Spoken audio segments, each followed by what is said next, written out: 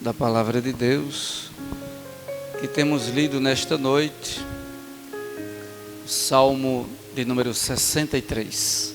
A palavra tem descido ao meu coração nesta tarde para uma reflexão. Nós lemos todo o Salmo, mas eu vou recapitular apenas 5 versículos que diz assim: Ó Deus, Tu és o meu Deus, de madrugada Te buscarei. A minha alma tem sede de Ti, a minha carne Te deseja muito em uma terra seca e cansada, onde não há água, para ver a Tua fortaleza e a Tua glória, como Te vi no santuário.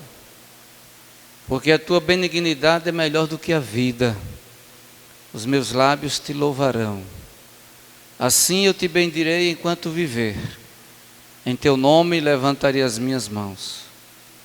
A minha alma se fartará como de tutano e de gordura, a minha boca Te louvará com alegres lábios. Glória a Deus. Este salmo tem no seu sobrescrito da seguinte forma: Salmo de Davi, quando estava no deserto de Judá. E os estudiosos da Bíblia afirmam que esse momento em que Davi compôs esse salmo foi exatamente o período em que ele sofria com a rebelião do seu filho Absalão, que tentava usurpar o seu trono. Esse relato bíblico está no segundo livro de Samuel, no capítulo 15. E só para termos uma ideia do tamanho do sofrimento de Davi, naquele momento, está escrito lá no segundo livro de Samuel, no capítulo 15, o versículo 30, da seguinte forma: E subiu Davi pela subida das oliveiras, subindo e chorando, e com a cabeça coberta, e caminhava com seus pés descalços, e todo o povo que ia com ele cobriam cada um a sua cabeça, e subiam chorando sem cessar. Dá para entender por estas palavras que a situação do rei Davi era muito complicada. Sentimentos abalados, as emoções abaladas, pois todo o problema que ele estava enfrentando partia do seu próprio filho, Absalão, que se rebelou. E Davi, para não ter um confronto direto e físico com seu próprio filho, ele abre mão daquele momento de estar no seu palácio e vai buscar refúgio no deserto. E nessa fuga de Davi, ele sai de uma forma muito humilhante, chorando, a cabeça coberta, os pés descalços. E o povo que acompanhava Davi também fazia a mesma coisa. E segundo o que está escrito aqui onde nós lemos, em 2 Samuel 15:30, eles choravam sem cessar. Mas apesar de todo esse sofrimento, apesar desse momento tão difícil, Davi consegue encontrar forças para não desanimar. Ele chora, como todo ser humano pode chorar na hora da angústia. Ele foge porque não queria o embate com seu filho, mas ele consegue ainda se alegrar no Senhor, mesmo estando no deserto. Mas ele consegue se alegrar no Senhor. E a prova disso é a composição do Salmo 63. Davi consegue cantar no deserto, sofrendo. Ali não havia santuário, ali não havia nenhum sacerdote para ministrar, mas Davi encontra forças para louvar o nome do Senhor, como eu já falei. E dessa experiência de Davi, vai surgir exemplos para cada um de nós, para quando estivermos em um deserto, quando estivermos em grandes adversidades. Neste salmo aparece algo que a gente percebe na vida de Davi durante toda a sua trajetória, que é o que está escrito nos versículos 1 e 2, versos 1 e 2 do Salmo 63.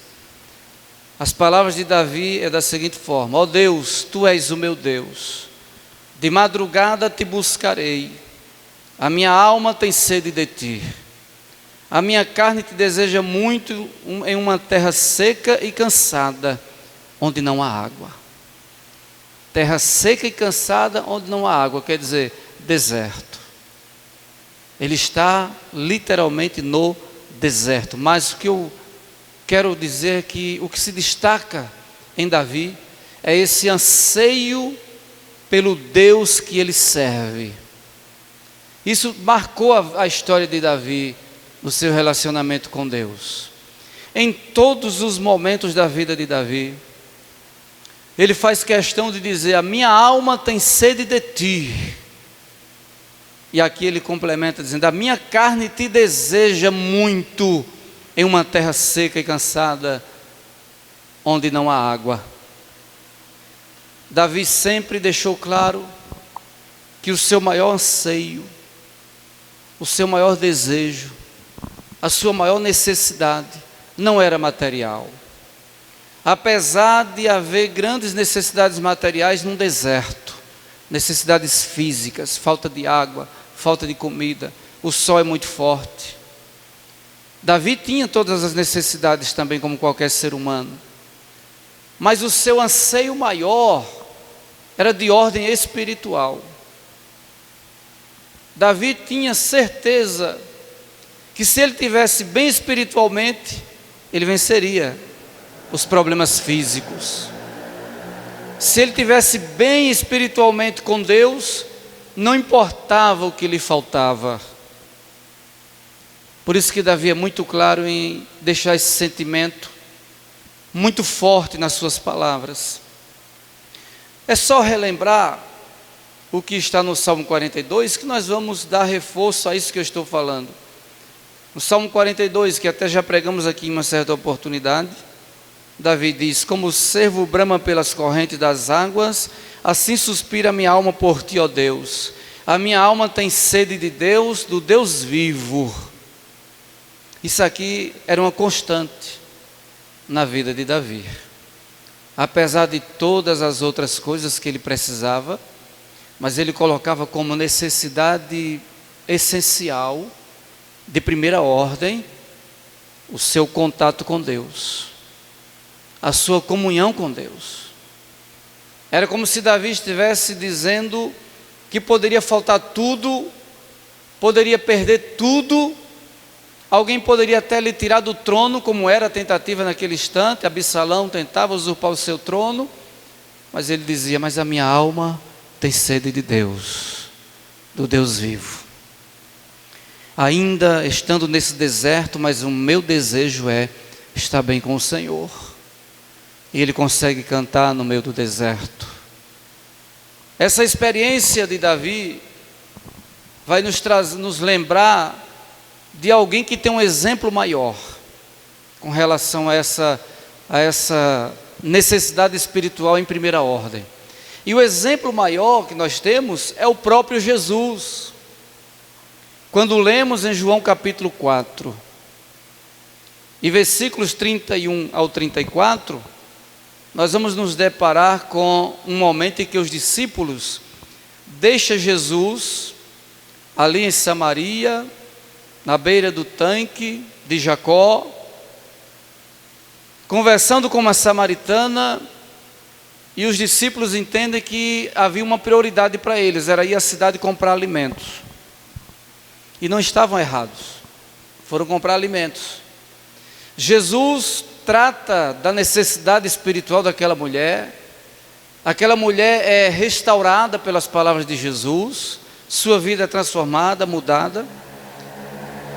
E quando está no final daquele momento de ministração do Senhor para aquela samaritana, a Bíblia diz no versículo 31 que chegam os seus discípulos. Diz assim: entretanto os seus discípulos lhe rogaram, dizendo: mestre, come. Porém ele lhes disse: uma comida tenho para comer que vós não conheceis. Então os discípulos diziam uns aos outros: trouxe-lhe porventura alguém de comer? Os discípulos estavam preocupados. Demoramos muito na cidade, quem sabe alguém trouxe uma alimentação para Jesus. Nós chegamos atrasados, mas o Senhor vai fazer uma revelação que eles ainda não entendiam. Ele diz no versículo 34: Jesus disse-lhes: a minha comida é fazer a vontade daquele que me enviou e realizar a sua obra. Esse é o exemplo maior de que as coisas espirituais estão em primeira ordem, deve estar em primeira ordem na nossa vida. As coisas espirituais estão em primeira ordem, são essenciais, e as demais coisas são secundárias. Jesus sabia sim que os discípulos precisavam se alimentar, mas ele faz questão de colocar a obra de Deus acima de qualquer circunstância e acima de qualquer necessidade. E é isso que nós precisamos aprender nesta noite. O bem-estar espiritual deve estar acima de qualquer circunstância. Não devemos olhar para os problemas, não devemos olhar para as frustrações, não devemos olhar para as decepções. São muitas coisas que nos cercam que nos entristecem. São muitas coisas que nos acontecem que quer nos roubar o ânimo, a força para caminhar. Mas esse sentimento profundo de Davi, e que é revelado com maior intensidade pelo próprio Jesus, tem que haver na nossa vida. Mas nós sabemos que esse sentimento não acontece na vida de turistas de igreja. Turistas de igreja não, quem visita a igreja de vez em quando jamais vai sentir isso, jamais vai entender isso. Alguém que às vezes diz: eu gosto de ir ali na igreja para ouvir alguém pregar, ouvir alguém cantar, aí passa uma vez ou outra, visita uma igreja. Essa pessoa, ela não terá essa experiência profunda com Deus, ela nunca vai entender o que é sede de Deus, nunca vai entender. Frequentadores de ocasião jamais terão uma espiritualidade profunda ao ponto de, mesmo com necessidades físicas, colocar a necessidade espiritual em primeiro lugar. E esse é um grande problema da sociedade moderna. As pessoas têm se preocupado muito com o pão, com a roupa, com a manutenção diária da sua vida terrena. Tem colocado isso em primeira ordem, tem colocado isso como necessidade maior. E quando na verdade nós entendemos que a necessidade maior são as coisas espirituais. Davi era um homem comprometido com Deus. Quando a gente dá uma olhadinha para o Salmo 27, por exemplo, Salmo 27, verso 4, nós vamos encontrar um Salmo de Davi, onde ele vai dizer o seguinte, Salmo 27, verso 4: uma coisa pedi ao Senhor e buscarei, que possa morar na casa do Senhor todos os dias da minha vida, para contemplar a formosura do Senhor e aprender no seu templo. Aqui a gente percebe que Davi era um homem comprometido com Deus. Tantas coisas ele poderia pedir, tantas outras coisas ele poderia ter anseio de alcançar, mas ele vai orar, e ele faz questão de registrar isso. Eu pedi uma coisa a Deus. Essa é uma coisa que Davi registra, não é uma coisa comum, é uma coisa especial. Mas também não foi só pedir. Observe que ele diz: uma coisa é pedir ao Senhor e a buscarei. Não é suficiente pedir. Conheço muitas pessoas que estão dizendo: estou pedindo a Deus que Ele me traga um avivamento, estou pedindo a Deus que Ele mude a minha vida espiritual. Mas pedir e não buscar não vai mudar nada. Mas Davi mostra o seu compromisso com essa realidade. Ele diz: uma coisa pedi ao Senhor e buscarei. Quer dizer, eu vou me esforçar para que isso aconteça. Eu vou me esforçar para que o Senhor me contemple com isso. E o que era que ele queria? Morar na casa do Senhor todos os dias da sua vida. Não é morar literalmente, mas é estar na casa do Senhor todos os dias da sua vida. Procurar a casa do Senhor para o adorar. E ele diz: eu vou para o templo para contemplar a formosura do Senhor. Somente no templo pode-se contemplar a formosura do Senhor. Lá fora ninguém consegue ver isso. Davi entendeu isso muito cedo na sua vida.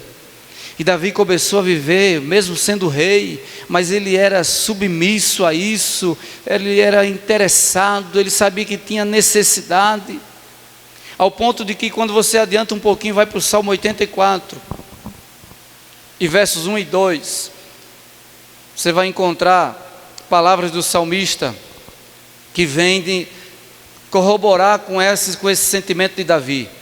No Salmo 84, o salmista vai dizer o seguinte: quão amáveis são os teus tabernáculos, Senhor dos exércitos. A minha alma está anelante e desfalece pelos átrios do Senhor. O meu coração e a minha carne clamam pelo Deus vivo. Interessante que esse Salmo 84 não é um salmo de Davi, mas o salmista tem o mesmo sentimento que teve Davi. E para você ter uma ideia, no verso 10 ele vai dizer: porque vale mais um dia nos teus átrios do que em outra parte 1000. Preferiria estar à porta da casa do meu Deus a habitar nas tendas da impiedade. O salmista está dizendo: se só me restar só o direito de ficar na porta, eu prefiro estar na porta do templo do que habitar numa grande mansão em palácios onde reina a impiedade. O salmista tem essa convicção. E essa convicção vem de uma constância de adoração. Não se aprende da noite para o dia. Não se aprende agora, já, não. Quando você vê uma pessoa crente, firme na crise, louvando a Deus na crise, está sofrendo, mas está louvando, está sofrendo, mas está orando, está com muitos problemas, mas não larga Deus de forma nenhuma. Essa pessoa, ela é uma pessoa constante na adoração. E essa constância faz com que ela seja capaz de, na crise, continuar adorando. Porque se você não tiver o costume de adorar a Deus no tempo bom, imagine na crise. Imagine na dificuldade. Se você não teve como buscar o Senhor na saúde, imagine na doença, preso a um leito, às vezes no hospital. Então a constância da adoração, a pessoa que é constante na adoração, a pessoa que desenvolveu o costume de orar, ler Bíblia e buscar o Senhor e adorar o Senhor, ela se habilita, ela recebe capacitação sobrenatural para que, vamos usar a expressão, mesmo que o mundo todo esteja se acabando, ela está inabalável, ela está firme. E quando a gente olha para essa pessoa, a gente admira. O salmista está no deserto, o salmista está sofrendo, mas ele vai dizer aqui no Salmo 63, que deseja, a alma dele tem sede de Deus, a sua carne deseja muito o Senhor, como numa terra seca e cansada na água. E no 2 ele diz: para ver a tua fortaleza e a tua glória, como te vi no santuário. Eu estou insistindo nessa questão do santuário, porque muitas pessoas estão lamentando o fato de não poder vir à igreja nos dias de hoje, mas também tem muitas pessoas zombando e rindo de nós. Olha, agora eles não podem mais ir na igreja. Então eles estão entendendo que o templo não é tão necessário. O templo continua sendo necessário, sim. O templo físico continua sendo necessário, sim. O templo, ele viu no templo a glória de Deus manifestada. E quando ele chegou no deserto, quando faltava tudo, ele se lembrava da glória de Deus no templo e encontrava forças para mesmo no deserto permanecer firme.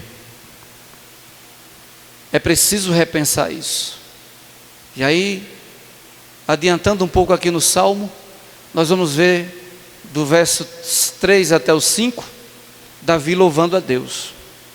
Ele vai dizer: porque a tua benignidade é melhor do que a vida, os meus lábios te louvarão.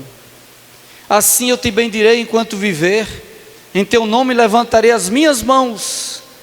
A minha alma se fartará como de tutano e de gordura, e a minha boca te louvará com alegres lábios.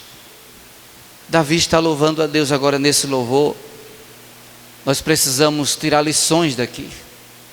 Naquele deserto, como eu já disse, não tinha santuário, não tinha sacerdote para ministrar, mas Davi não se intimida com nada daquilo, levanta as suas mãos no deserto. Escute isso.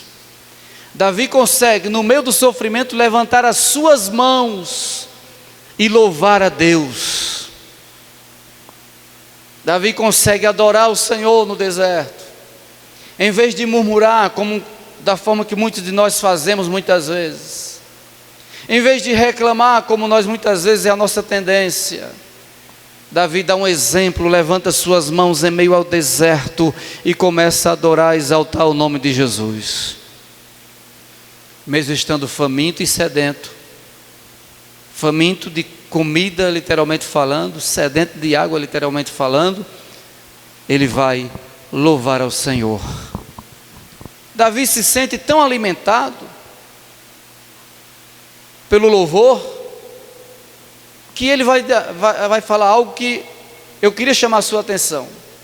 Ele diz assim no verso 5: a minha alma se fartará como de tutano e de gordura. Em outras versões, de banha e de gordura. Davi, depois que ele louva no deserto, faltando tudo, ele se sente tão satisfeito, que ele vai usar essa expressão. E essa expressão naquela época dele era a comida mais fina, ou seja, para quem tinha posses. Gordura e banha não estava na mesa do pobre. Gordura e banha não estava na mesa das pessoas mais humildes, não. A gordura e a banha, ela estava na mesa da elite, das pessoas de posses, ricas. O que é que eu quero dizer com isso? Que quem louva com sinceridade, quem adora o Senhor com sinceridade, mesmo estando no deserto, pode se preparar, porque Deus vai lhe dar o melhor dessa terra. Deus vai prover o melhor dessa terra para você. Davi está relacionando aqui, nessas duas figuras de banha e gordura, o melhor da terra da sua época. E ele está dizendo para todos nós, que se nós fizermos a mesma coisa, o Senhor vai suprir a nossa vida com o melhor da terra. E eu não estou criando aqui fantasias, porque a Bíblia vai nos dizer através de Isaías, o profeta Isaías, usado por Deus no capítulo 1 do seu livro, e nos versículos 19 e 20, ele diz o seguinte: se quiserdes e ouvirdes, comereis o bem desta terra, ou seja, o melhor desta terra. Mas se recusardes e fordes rebeldes, sereis devorados à espada, porque a boca do Senhor o disse. Tem a condição se aqui, se você quiser, se você ouvir ao Senhor, você vai comer o melhor dessa terra. O melhor da terra, o melhor de Deus, está reservado para os seus sinceros adoradores, para aqueles que adoram o Senhor em espírito e em verdade, para aqueles que não escolhem circunstâncias, para aqueles que não apresentam desculpas. Antes dessa pandemia, eu vi muita gente dizer que não tinha tempo para vir à igreja, não tinha tempo para orar, não tinha tempo para ler a Bíblia o suficiente. Mas agora nós estamos numa quarentena alongada e as pessoas continuam sem tempo de orar. Não estão orando o suficiente, mesmo nessa quarentena. Continuam sem tempo para ler a Bíblia, estão sem tempo para ler a Bíblia. Encontraram outro entretenimento nessa quarentena. E o tempo já não é mais desculpa. Mas as pessoas se desviam com muita facilidade. E quem perde essa oportunidade está deixando de receber o melhor dessa terra, porque o Senhor tem promessa para nós.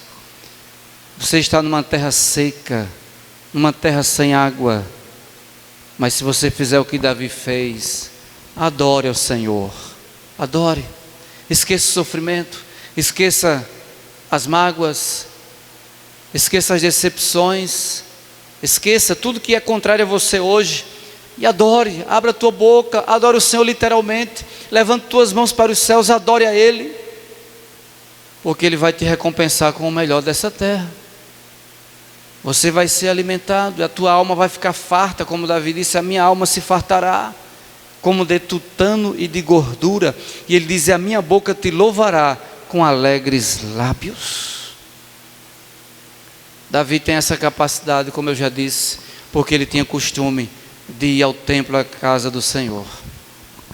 Terceiro ponto que eu quero destacar, o coração de Davi estava em paz, como deve ser o coração de todo adorador. Nem sempre é assim, infelizmente, mas o adorador fiel, o seu coração está em paz, seja qual for o momento, seja qual for a circunstância que você esteja enfrentando. No Salmo 63, versos 6 a 8, diz assim: quando me lembrar de ti na minha cama, e meditar em ti nas vigílias da noite, porque tu tens sido o meu auxílio, jubiloso cantarei refugiado à sombra das tuas asas, a minha alma te segue de perto, e a tua destra me sustenta. Davi, quando ia se deitar, não era que nem um de nós, que às vezes se deita e diz assim, não vou conseguir dormir hoje, os problemas são muitos, perdi o sono, os olhos ressecou, eu não estou encontrando condição de dormir, muitos problemas, você só pensa nos problemas. Davi, mesmo no deserto, mesmo sendo perseguido, ele diz que ele se deitava na sua cama de noite, e começava a lembrar do Senhor, lembrar que Deus era o seu auxílio, lembrar que Deus era o seu refúgio, e que a sua alma estava perto de Deus, e que a destra de Deus o sustentava. Isso fazia Davi dormir tranquilo, paz. A paz que você precisa no deserto está justamente nessa confiança. Esquecer os feitos do Senhor é a pior coisa que o homem pode fazer. Se você não voltar hoje a se lembrar dos feitos de Deus, das maravilhas de Deus, você vai ter sérios problemas. No Salmo 78, nós temos uma referência para ler, versículos 40 em diante, diz assim: quantas vezes o provocaram no deserto e o ofenderam na solidão, voltaram atrás e tentaram a Deus, e duvidaram do Santo de Israel, não se lembraram do poder da sua mão, nem do dia em que os livrou do adversário, como operou os seus sinais no Egito e as suas maravilhas no campo de Zoan. O salmista está relembrando aqui que Israel no deserto foi diferente de Davi. Davi também estava no deserto, os filhos de Israel também estavam no deserto, mas no deserto os filhos de Israel provocaram a Deus várias vezes, ofenderam a Deus várias vezes, voltaram atrás várias vezes, duvidaram de Deus várias vezes, e não se lembraram do poder de Deus, não se lembraram dos feitos do Senhor, não se lembraram dos sinais e das maravilhas operadas pelo Senhor. É um convite para nós nesta noite, no momento em que estivermos no deserto, é fundamental não esquecer dos feitos do Senhor. É fundamental guardar na mente e no coração tudo que Deus pode fazer através do seu poder. Não se esqueça disso, porque Deus uma certa vez fez uma reclamação ao seu povo, através do profeta Jeremias, no capítulo 2, versículo 13. A reclamação foi a seguinte: porque o meu povo fez duas maldades, a mim me deixaram o manancial de águas vivas, e cavaram cisternas rotas, ou cisternas rasas ou trincadas, que não retêm as águas. O Senhor fez essa reclamação a Israel. Vocês me fizeram duas maldades. A primeira maldade foi me deixar, esquecer de mim, que sou manancial de águas vivas. E a segunda maldade foi cavar cisternas, achando que as cisternas seriam suficientes para vocês. E as cisternas se tornaram rasas e trincadas, e a água sujou e muita água se perdeu, quando vocês deveriam estar se voltando para mim, o manancial de águas vivas. Não é bom esquecer dos feitos do Senhor. Não é bom esquecer do que Deus pode fazer. Você está todo dia se lembrando dos problemas, se lembrando da crise, o que a crise vai fazer, como é que vai ficar depois dessa crise, e o meu salário, e o meu trabalho. E por que você não para pensar nos feitos do Senhor, no poder do Senhor, nas maravilhas do Senhor, para entender que esse Deus que cuidou lá no início do seu povo, Ele é o mesmo e vai continuar cuidando do seu povo. Deus vai continuar cuidando de você. Deus vai abrir janelas de escape. Ele não vai deixar você na mão. O Deus que nós servimos não vai nos deixar abandonados, não. Nós é que temos que ter cuidado para não abandonar Deus.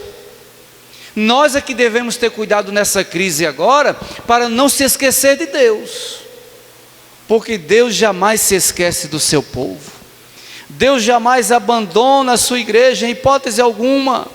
Deus se compromete em todo o tempo de guardar o seu povo, de abençoar o seu povo, e muitas vezes o povo é que se esquece de Deus. Eu estou dizendo isso amparado pela palavra de Deus, pois no livro do profeta Isaías, no capítulo 49, versículo 13 em diante, diz assim: exultai, ó céus, e alegra-te tu, terra, e vós moradores, e vós montes, melhor dizendo, estalai de júbilo, porque o Senhor consolou o seu povo, e dos seus aflitos se compadecerá. Olha isso, Deus traz consolo e se compadece dos aflitos. E ele diz mais: mas Sião diz, já me desamparou o Senhor se esqueceu de mim. Era Deus usando o profeta para dizer: Deus não se esqueceu de vocês, Deus se compadece da aflição de vocês. E o povo reclamando: não, Deus esqueceu, Deus desamparou, Deus não se lembra mais de mim. Aí Deus vai tomar a boca do profeta novamente, no versículo 15 diz: pode uma mulher esquecer-se tanto do filho que cria, que não se compadeça dele, do filho do seu ventre? Mas ainda que esta se esquecesse, eu todavia não me esquecerei de ti. Eis que na palma das minhas mãos te tenho gravado, os teus muros estão continuamente perante mim.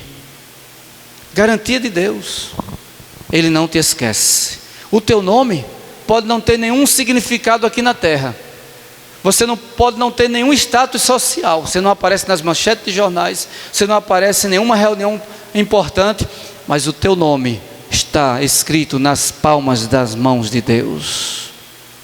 Você está sendo lembrado por Ele todo o tempo. Então, com isso, eu quero te orientar a ter um sono tranquilo nesta noite. Vá dormir tranquilo, vá dormir em paz. Tire essa ansiedade. Deixa Deus resolver. Deixe Deus cuidar desse deserto seu. É Deus que vai cuidar desse deserto. Ele tem o melhor.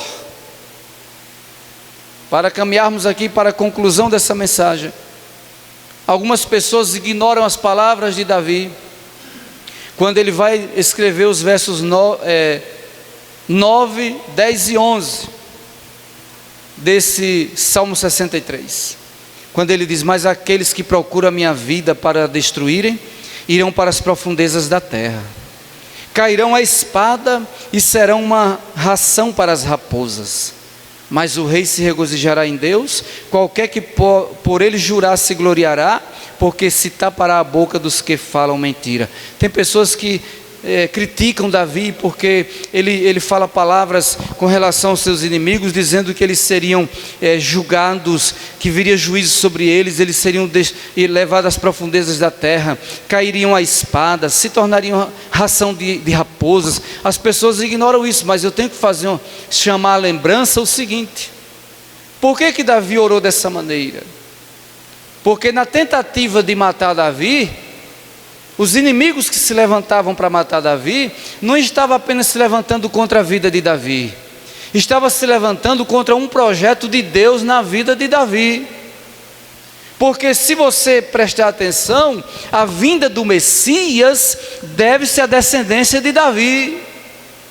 Então, quando as pessoas se levantavam, inimigos se levantavam para atentar contra a vida de Davi, estavam automaticamente se fazendo inimigo de Deus, se constituíam inimigos de Deus.